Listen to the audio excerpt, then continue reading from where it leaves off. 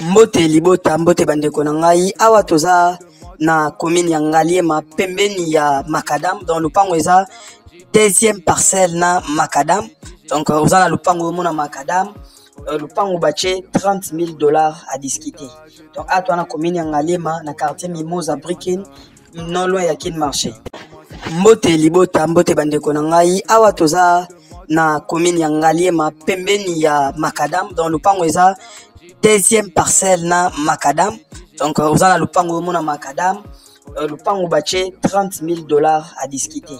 Donc atwa na commune ya Ngaliema na quartier Mimosa Brikin non loin ya Kin Marché. Mbote libota mbote bandeko na ngai awa toza na commune ya Ngaliema pembeni ya Macadam dans lupango eza deuxième parcelle na Macadam.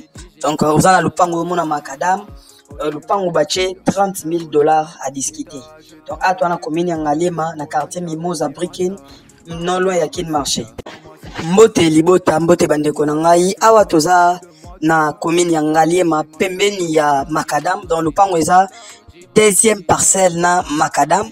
Donc oza na lupango mona Macadam lupango bache $30,000 à discuter. Donc atwa na commune ya Ngaliema na quartier Mimosa Brikin non loin ya Kin Marché.